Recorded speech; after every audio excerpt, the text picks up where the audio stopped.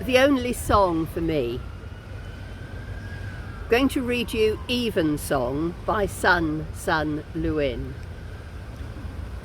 The only song I can sing is my own. I learned it in my mother's body, its cadences and colours distilled down through the caverns and tunnels of her body into my underwater world. The rhythms of ebb and flow that sprang from her heart rocked my liquid cradle. The song is mine now, new harmonies from the patterns of my dreams, new rhythms from my journeys of desire, new melodies from my dancing thoughts. I hated my song for a long time. It seemed too thin and puny, a glass voice so clear and shrill, crying into emptiness.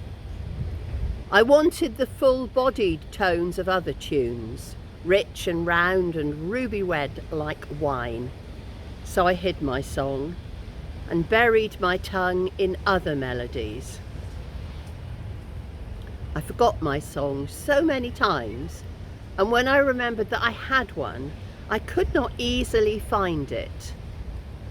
On searching, I discovered that pieces of it had stuck in my throat like fish bones and glue. I had to wrench it out. I had to prise open my jaws and pull out my song, all limp and bruised from neglect, from being crushed for so long, so pale from being kept in the dark. I wanted it then. I wanted to sing.